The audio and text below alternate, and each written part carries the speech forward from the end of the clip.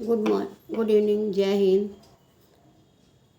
Study with निशा ज्ञान गंगा में आप सभी का स्वागत है। इधर काफ़ी दिनों से मैं वीडियो नहीं भी बना रही थी कई कारणों से, और आज मैंने वीडियो जो बनाना शुरू किया है उसका मुख्य कारण यही है कि आज हमारा जो देश है जिन संकटों से जूझ रहा है उसको लेकर मैंने वीडियो बनाना चाहा है।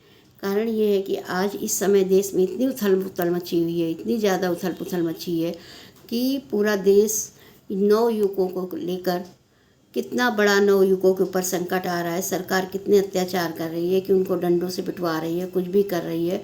और हमारा जो सेंट्रल की सरकार है वो मौन बनी हुई है। अगर हमारे युवा जो कि देश का भविष्य हैं उनके प्रति अगर हमको सहानुभूति नहीं होगी और वो कोई गलत मांग नहीं कर रहे हैं, वो सही मांग कर रहे हैं कि सत्य का पालन किया जाए, सही ढंग से नीट परीक्षा, जो भी देखो वो परीक्षाएं क्या होती हैं, कोई भी पेपर होता है लीक हो जाता है। बच्चे 2-2 साल 3-3 साल पढ़े रहते हैं घरों में, हॉस्टल से दूर हॉस्टल में, और किस तरह से वो तैयारी करते हैं जो कि पेरेंट्स नहीं भी अफोर्ड कर पाते हैं। फिर भी ये होता है कि बच्चे को चलो तैयारी करानी है, बच्चे को करानी है।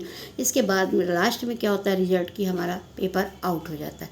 तो इसके विरुद्ध अगर हमारा युवा आ रहा है और बच्चों की मेहनत का फल उन्हें नहीं मिल रहा है तो हमें अपने युवा वर्ग का साथ देना चाहिए।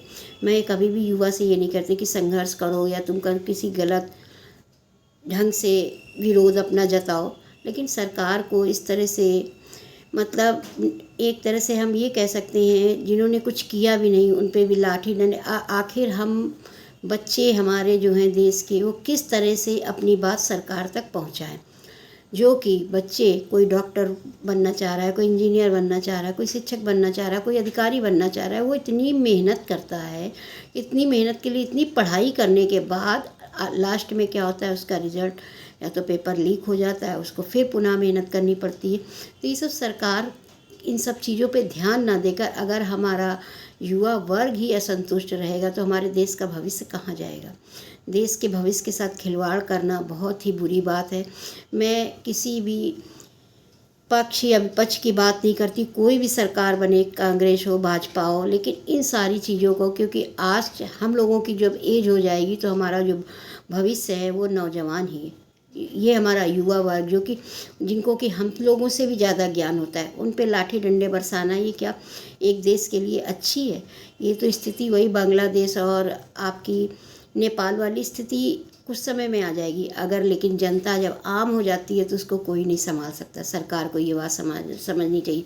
ना पुलिस ना सेना।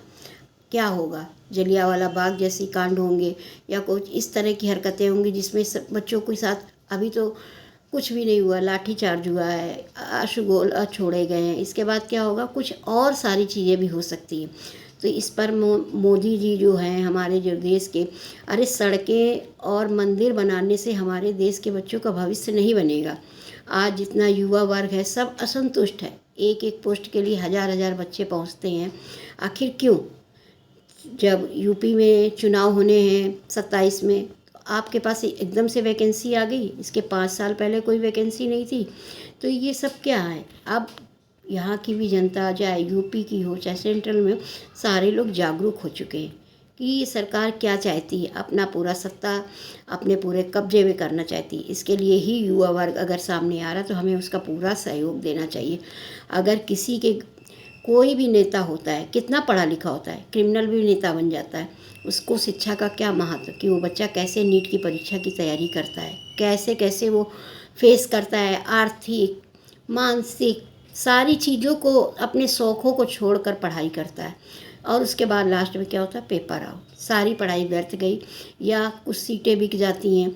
अभी हमारे माननीय जैसे कि कृषि मंत्री जी का भी मैंने वक्तव्य देखा था कि कुछ रिजल्ट में गड़बड़ी आई थी, तो बच्चों ने या किसी यूट्यूबर ने ये बोला कि सीटें बिक गई। तो उनका ये वक्तव्य, एक आप मंत्री की पोस्ट पे हो, आपको यह आपका वक्तव्य नहीं देना चाहिए कि आप कैसे चूक गए, यानी आप भी खरीद लेते। तो ये क्या, आप लोग के देश की जनता के द्वारा चुने गए, आप लोग देश को अपनी धरोहर मत समझिए, इसमें सहयोग करिए। अगर जनता ही संतुष्ट नहीं होगी तो कोई भी नेता नहीं रह पाएगा। कितने दिन जेबें भरोगे? जैसे हमारे विपक्ष में होता है कि जब वो सत्ता पलटती है तो घर कि एक एक चीज़ें बिक जाती हैं और लास्ट में क्या होता है, जेल डाल दिया।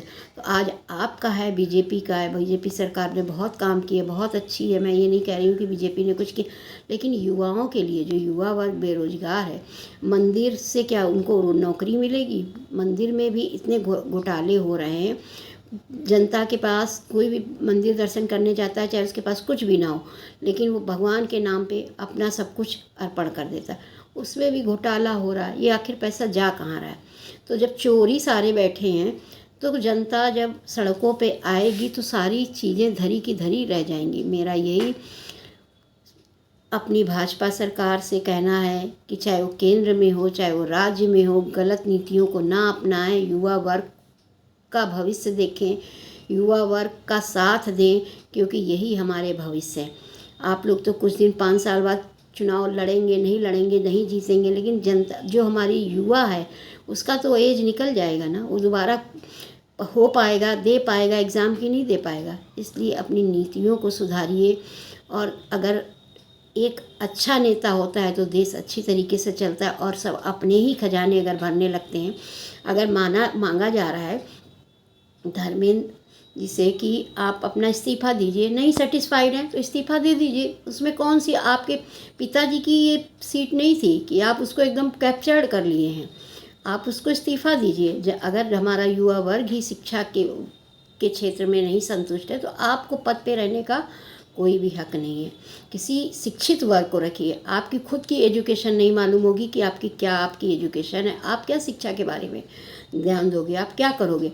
तो इसलिए मैं अपने एक वीडियो के द्वारा मैं यही अपने युवा वर्ग को समझाऊंगी कि आप लोग कोई इस तरह का काम मत करिए जो कि नियम कानून के विरुद्ध हो, और लेकिन अपना विरोध ज़रूर प्रकट करिए, अपने हक के लिए लड़िए, चाहे वो जो, क्योंकि बिना मांगे कोई कुछ नहीं देता है। जब तक आप मांगेंगे नहीं तब तक कुछ भी नहीं मिलने वाला। इसलिए ये वीडियो मेरा ज़्यादा से ज़्यादा शेयर करिए, ज़्यादा से ज़्यादा पहुंचाइए, और मैं माननीय योगी जी से, माननीय प्रधानमंत्री जी से, और भी जो बीजेपी की, अपनी नीतियों को सुधारिए। और जनता का सहयोग पाना है तो आपको सत्यता पे चलना होगा, आपको सही नीतियाँ लागू करनी पड़ेंगी। और इस तरह से युवा वर्ग को हतोत्साहित मत करिए, लाठी चला के किसी का, आप प्यार से समझा कर उनकी बातों को मान कर ही राज्य को चला सकते हैं। अगर युवा जनता अगर आम बन जाएगी तो आपकी पुलिस सेना कुछ भी नहीं कर पाएगी, कहीं कुछ भी नहीं हो पाएगी, और तख्ता पलट होते देर नहीं लगती है।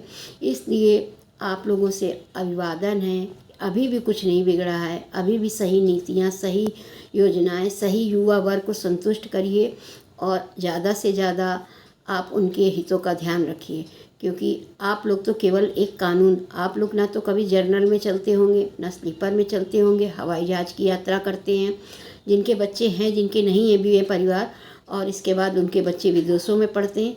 ये सोचिए, यहाँ पे एक किसान का भी है, एक मध्यम वर्ग का भी है, एक उच्च वर्ग का भी है। सबके हितों का ध्यान में रखते हुए योजनाएं लाइए, सबके हितों का ध्यान करते हुए युवाओं को संतुष्ट करिए, उनको इस तरह से, क्योंकि अगर हमारा युवा संतुष्ट नहीं हो तो गलत कामों में लिप्त हो जाएगा। जो हमारा चौरी चौरा कांड, हमारा इतिहास गवाह है, बहुत सारी ऐसी ही चीज़ें जो होती हैं जो आंदोलन का कारण बनती हैं। तो अभी भी हमारा देश बहुत अच्छे से रहे, स्वस्थ रहे, कोई उत्पात ना हो, और गलत काम यानी आतंकवादियों, जब उनको नहीं मिलेगा तो विभिन्न प्रकार की गलत कार्य में लिप्त हो जाएंगे, क्योंकि सरकार सुनेगी नहीं, उनका खाली दिमाग रहेगा, तो वो कुछ भी करने के लिए तैयार हो जाएंगे। इसलिए उन बच्चों का भविष्य संभालिए। हमारी पहचान हमारे योग्यता से ही है, हमारी शिक्षा से ही है, हमारी देश की शिक्षा ही ऐसा है जो विश्व में हम गुरु बनने जा रहे थे। अब यहाँ तो गुरु को क्या, जो बच्चे गुरु विश्व के हमारे टैलेंटेड बच्चे हैं उन पे ही लाठी डंडे चलाए जा रहे हैं, जिसके खुद के बच्चों को अगर किसी मिनिस्टर के इस तरह से पीटा जाए या इस तरह से उसकी बातों का किया जाए, लड़कियों को, इवन गर्ल्स को भी, मतलब कोई शालीनता चीज़ रह नहीं गई। जहाँ पे कि हमारे देश में हम तो ये भी कहते हैं कि अगर 15 अगस्त से स्वतंत्र देश है, हमारा स्वतंत्रता है, हमारा लोकतंत्र है, तो लोकतंत्र में किसी को इस तरह से आज़ादी है, सबके लिए आज़ादी है। आप ज़बरदस्ती उन पे आरोप प्रत्यारोप लगा के जेलों में मत डालिए, उन पे लाठी डंडे मत चलाइए, उनकी बात को शांतिपूर्वक समझिए। और मैं बच्चों से भी, युवाओं से भी, जो भी है, यही आग्रह मेरा रहेगा कि आप लोग अपनी बातें शांतिपूर्वक करिए। लेकिन आप लोगों से भी यही योग है, हमारे नेताओं से भी, कि सहयोग दें और बच्चों के भविष्य को संवारें। धन्यवाद। Thank you.